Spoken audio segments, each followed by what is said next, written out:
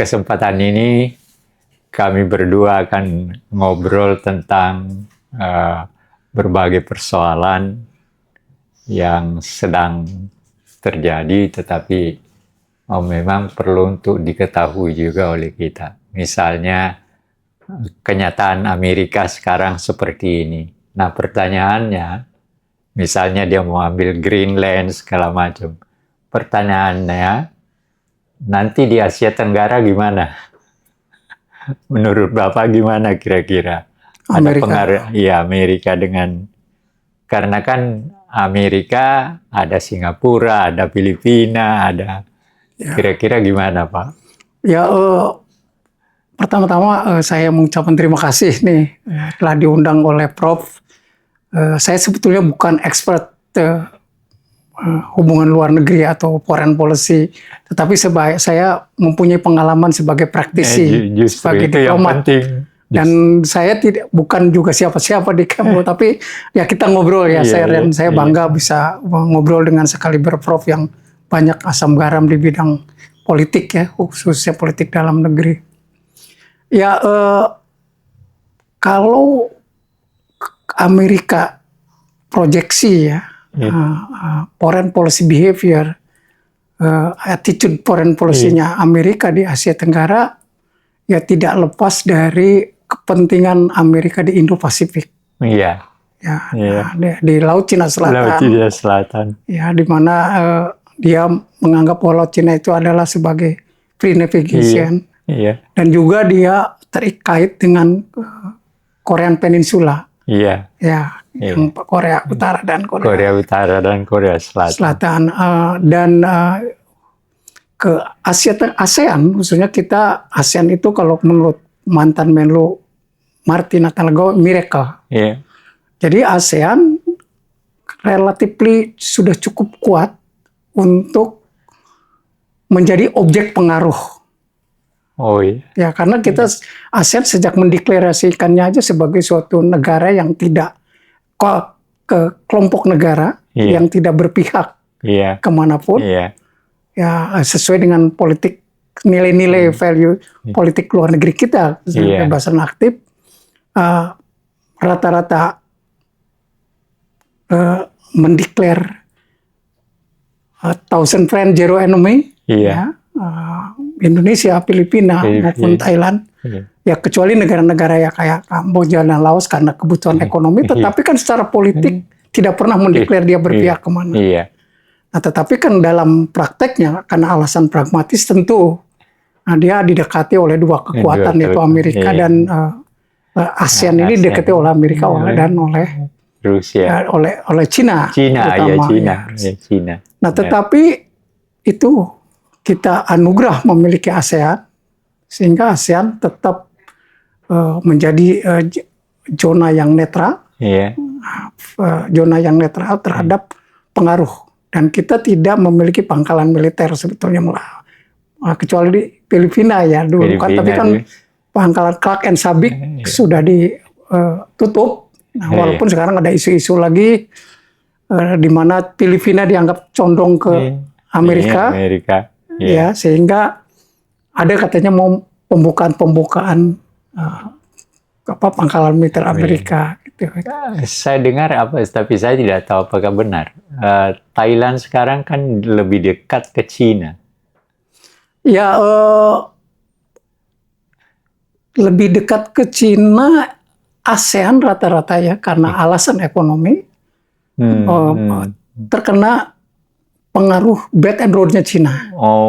Itu kan pengerahan uang yang besar, di mana negara-negara ASEAN butuh investasi. Amerika saja punya utang kok. Iya, jadi kan gini, setiap kepala pemerintahan yang terpilih, pasti tugas utama dan apa yang terpikirkannya adalah bagaimana deliver ke dalam negeri itu mensejahterakan, which is melalui ekonomi. Di situ kadang memang punya idealisme politik luar negeri, tetapi juga ada pragmatisme. Yaitu dia akan mendekat ke negara yang pemodal tanpa.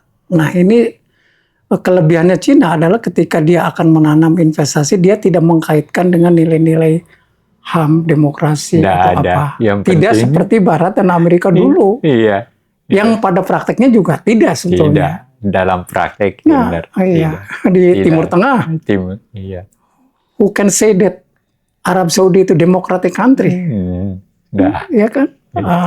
Uni Arab Tidak Emirat. ada negara Tidak ada. Arab yang Iya. demokratis, Pak. Tetapi ketika pimpinannya secara ekonomi dan politik minimal ya Pak, walaupun tidak kelihatan memang, tapi comfortable kepada Iya, pemimpin Amerika pemimpin ya, Amerika, iya. Iya. dia don't care, Iya. ya. Iya. Dan itu kan yang terjadi dengan apa yang dilakukan oleh Trump dengan mengatakan, nah saya tidak butuh dengan hukum internasional. Nah, itu sebetulnya pernyataan Trump itu, Iya. saya selain memang strategi Amerika yang kembali ingin menunjukkan kekuatannya Iya, iya. dari segi militer, tapi salah satunya untuk menunjukkan adalah ya bahwa dia above of all. Iya. Salah satu above of all-nya bahwa dia bisa melanggar Apa saja. hukum internasional. Iya. Toh pelanggaran hukum internasional juga kan sebetulnya sudah terlembaga di Dewan Keamanan Oh juga. iya. Dengan punya hak veto, dengan apapun veto, juga dia. Iya. Dan Amerika punya tradisi selalu enforce ya, melaksanakan hukum nasionalnya tuh ekstra yurisdiksi. Waktu Iya. penangkapan Noriega Iya. dan sekarang juga Iya. penangkapan Maduro. Maduro, Iya. alasannya kan penerapan undang-undang anti narkoba, which is yuridiksinya kan Iya. nasional, tetapi dia Ambil orang. ambil orang kedaulatan. Nah itu Iya. kan alasannya. Ya, Iya. Jadi artinya kan gini, apa yang menurut Thucydides tuh ya, sejarawan Yunani yang Iya. selalu dikuat oleh Pak Prabowo, Prabowo. bahwa the strong do what they can. Nah, the weak must suffer what they must. Iya. Jadi ya disitulah ya akhirnya bagi negara lain ya termasuk kita negara Indonesia, jika kita ingin tidak diperlakukan semena-mena oleh negara kuat, kita harus memperkuat dalam negeri diri sendiri. Iya. Iya. Nah, yang itu disebutnya, makanya dalam foreign policy itu ada istilah menurut Robert apa ya, lupa lagi namanya, bahwa foreign policy begin at home. Bahwa kebijakan luar negeri itu mulainya di dalam negeri. Iya. Itu. Kalau kita di dalam negeri lemah, kita tidak bisa memproyeksikan kepentingan kita dan Kissinger juga pernah katakan itu, Pak. iya, Kissinger ya. Dan negara lain juga Iya. tidak akan menganggap kita gitu. Iya. Jangan ini langsung dibandingkan ketika era Soekarno zaman Konferensi Asia Afrika. Dulu negara yang senasib penanggungannya banyak. Banyak. Sekarang tidak. Tidak. Iya. Iya. Nah, tetapi walaupun begitu, terakhir kan isu yang dikemukakan lagi, Amerika akan membuat Dewan Keamanan baru. Oh ini Dewan Perdamaian. Dewan Di Perdamaian. Gaza ya. Iya. Ya ini salah satu cirinya sekarang kenapa dunia dianggap global itu dianggap tidak menentu, yang makin parah karena mulai melihat tidak efektifnya lembaga-lembaga internasional sekelas sekaliber PBB sekalipun. Kan idealnya dan menurut mandatnya, Iya. kalau rekonstruksi perdamaian dan rekonstruksi pasca perang di Gaza terutama, seperti ya di Gaza, ya harusnya kan PBB yang menangani. Tetapi kan Trump sendiri dia menyatakan akan keluar dari Ya, sudah PBB dan keluar, lembaga keluar ya. Sudah Karena- keluar 66 lembaga ya, Pak.